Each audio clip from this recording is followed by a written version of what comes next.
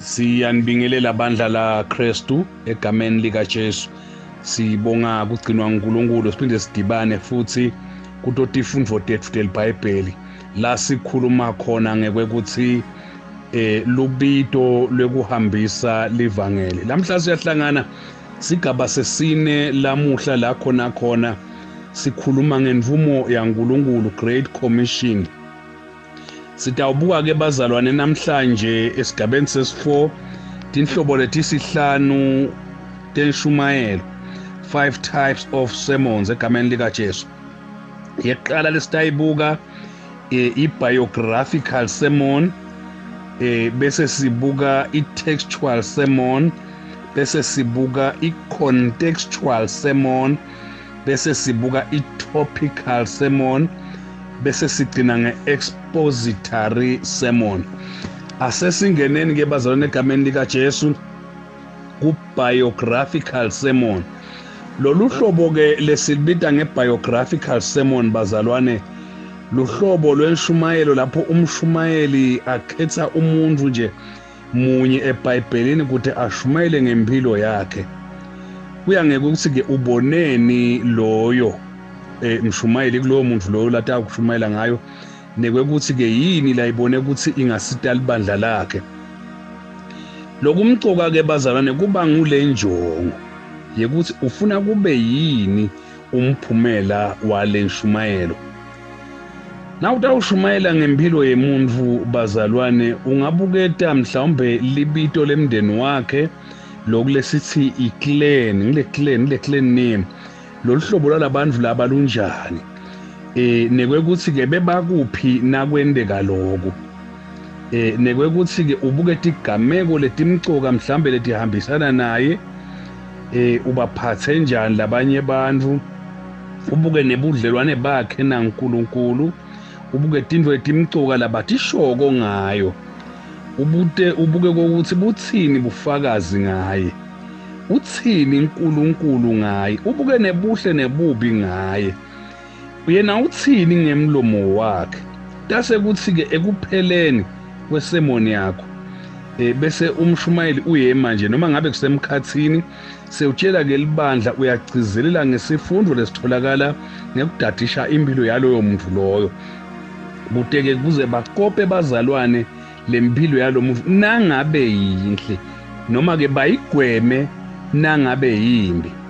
Ake sibekise bazalwane ngekwekuthi ubuka indzaba yaNicodemus lapha kuJohane 3. Sibekise sithi kuNicodemus ufuna kubuka luthando lanalo ngaJesu. Lesikuthola ke kuNicodemus ngeluthando lanalo ngaJesu ukuthi abemthanza Jesu kakhulu, kan ungumfarisi, bafarisi bebamenyanya Jesu, but yena wayemthanza Jesu kangangokuba liBhayibheli weda ebusuku afuna nje kufika kuJesu ngoba ayekholelwa lokuthi akulomuntu uthunyiwe lona. Wase uyeta kuJesu, lokho sikubona kokuthi kukhomba luthando lwaJesu, luthando lanalo ngaJesu. Lokunye ke lesikuthola kongaye kuthi wabanga kuJesu embi kwebafarisi labe bafuna kubopha Jesu, kanti phela naye ungumfarisi kuloyo mzuzu. Nawufunza incwadi yaJohane 7 verse 45 kuya ku52 ufike uyithole lendzaba la aphendula yena ngathi ume esayidini laJesu, baze bamangala lalabanye bafarisi egameni lika Jesu. Uma sifunza futhi sithola ukuthi Nicodemus na Josepha wase-Arimathea bebanjinge kakhulu bobabili, kanti sithola lokwekuthi ngibo bobabili futhi letinjinga letimbili ngito etangcwaba Jesu. Nawufunza incwadi yaJohane 19 usuka ku38 uya ku40. Empeleni umlando uthi Nicodemus abenjinge kakhulu kangangoba he was one of the 3 richest people in Israel. Kodwa lokho unjinga kwakhe akumendanga wangamnaki Jesu, futhi akumendanga wangamthanzi Jesu. Khumbula ukuthi abe ngumholi kuhulumende, abe ngumfundisi wemithetho. Lokho ke kuchaza ukuthi usati lesifunzile, kepha nani lesithanza Jesu. ake sibuke futhi lesinye sibonelo lesingasebenzisa sibuke Davide lapha ku2 Samuel. Kulo Davide ke bazalwane sisakhuluma ngebiographical sermon, sibuka indlela abethanza ngayo ukucolela, abecolelana kakhulu. Wacolela inkosi Sawule lebe idingela kumbulala. Wamcolela ngisho asamkhanze ebusuku alele, emasotsha onke lagadza Sawule alele, kodwa wafika yena watsabula ingubo yakhe, wathatha nesigubhu sakhe semanti, afuna ukukhombisa ukuthi ngempela ufikile kuye, kodwa wangambulali. Lokunye wakhala kabuhlungu nakeva ukuthi inkosi Sawule seyifile. Ukhala njani kumuntu ngoba phela ngawe uyajabula, but ngilendlela acolelana ngakhona.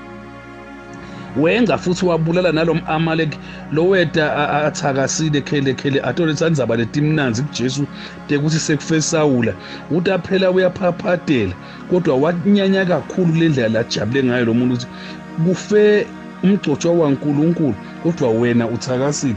Wambulala loyo Amaleki loyo.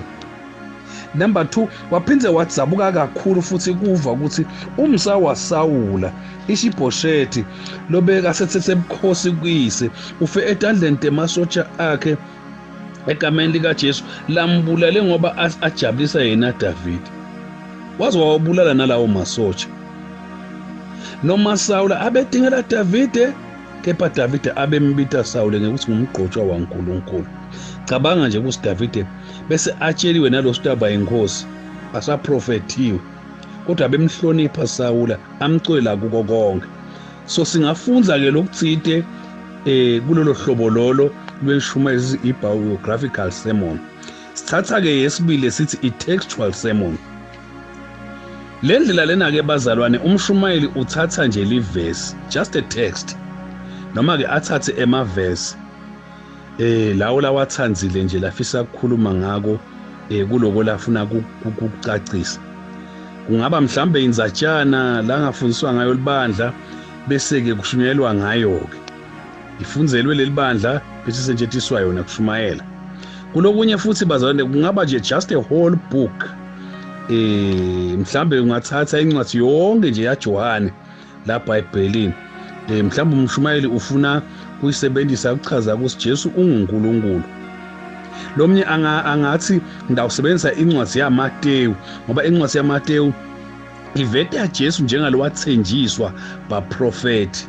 Lomnye angathatha incwadi yaLuka ngoba incwadi yaLuka iveta Jesu ayindrodzana yemuntu.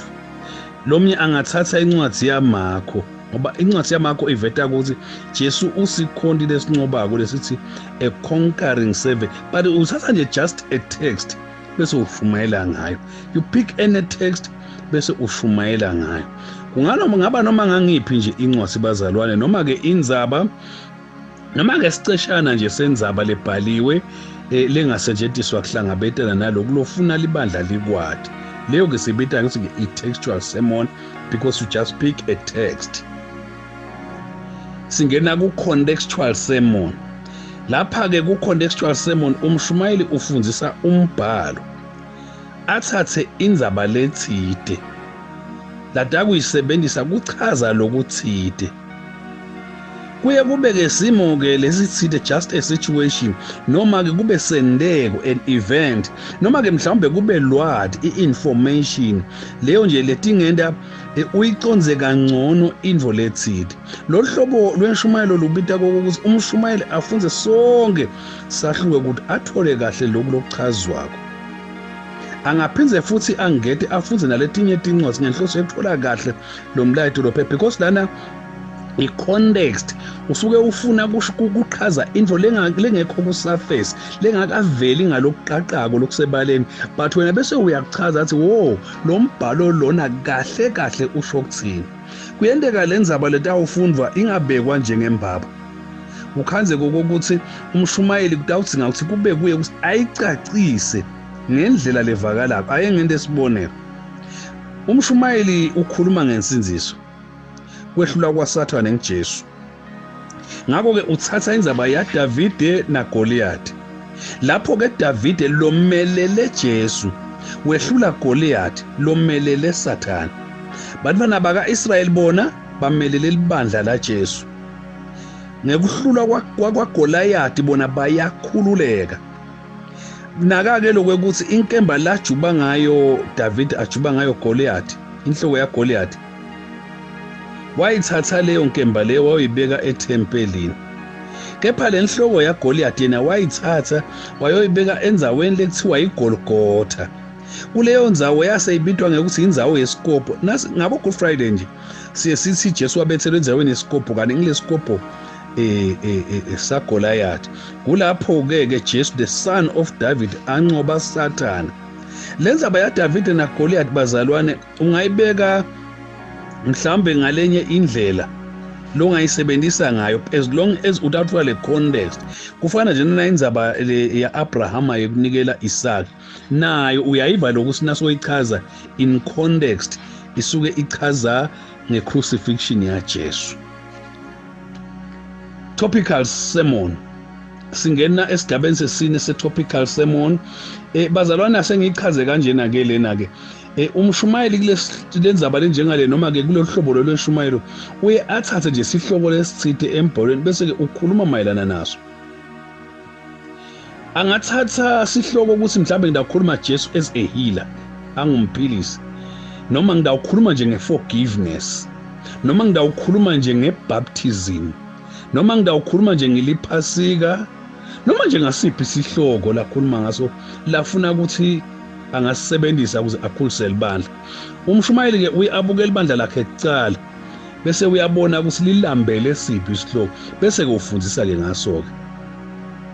Lapha nje umshumayeli bazalwane uye athathe isihloko lasho ukuthi usati kahle kahle bese ufundisa ngaso. Sithi ke leyo topical sermon. Kuyendeka lo hlobo lolwenshumayeli bazalwane luthathe nje emavikana noma ngaba mabili noma ngaba mathathu soloko uqhaza under that topic, ufundisa leli bandla kuleyo topic leyo. Sithi ke i-topical sermon le bese ngicina ke nge-expository sermon. Le expository sermon ke bazalwane le umzalwane njengoba lisho nje leligama lelithi you expose, lo mzalwane usuke uthethe info la ibihlala ibona onke lamalanga aqabange ukuthi uyayi-understand bese wena uyayichazisisa ngendlela ukuthi athi hawu kani lokusho nje. Lelo hlobo lonje lwenshumayelo ngiye ngiluthanze nangilalela Joseph Prince. Dishumayelo ja Joseph Prince tigcwele le expository sermon. Ngiye ngitithanze ke ngoba ngiyathanza mina kuthola tindvo lebengingakati naki bese umuntu uyadicacisa.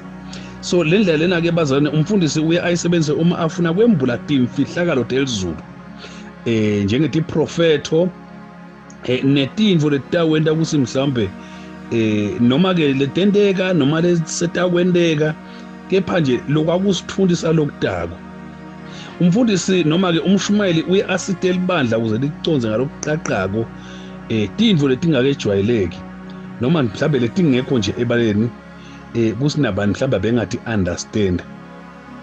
Le ndlela lena iye ikhombe insho ukuthini yelibhayibheli. Lo mnye umshumayeli uyisebenzisa le ndlela ekuveta liqiniso ngetindvo etakwehlela abantu, kanti bantu kulesi sikhathi abaticondzisisi noma batsatsabulelesi. Angachaza ngalokucacako in details ngekubuya kwaJesu, i-second coming, kuhlwithwa kwelibandla mhlambe nekubuya kwaJesu kwesibili. Ngeke ngakubhala nje lokhu ngifundisa umehluko emkhathini we-rapture ne-second coming because ngiya-expose, ngifuna abantu ba-understand the difference between rapture and second coming. Bangashumayeli labanye bazalwane le ndlela bayayisebenzisa kakhulu, labanye bayayisaba futhi abayisebenzisi. Why? Because idzinga umuntu abe nelwati lolunzulu. Ifuna futhi umuntu afunze kabanti ngalezo sihloko asati mbamba, angagcini futhi ngekufunza aphinze a-consult nakulabanye bafundisi kuze atokhona ukuthola lwathi athi aya ebandleni abe a-reach ngalo lwathi ayi-understand le topic lato okhuluma ngayo, bazalwane babe well exposed to the truth. Iphinze ifune futhi ukuthi umshumayeli abe namoya longcwele ukuze atokhona kwembuleleka kahle futhi ifuna ukuthi kube kunenge kukhuleka nekuzila lolu hlobo lolu nami ngiyaluthanda lo expository even though bafundisi labaningi bangalusebenzisi. So umuntu othethe isihlalo ke bazalwane namhlanje besikhuluma ngato sesitawubonana futhi siqhubeka netifundo tethu egameni lika Jesu Kristu. Siyabonga bazalwane ukulalela. Amen.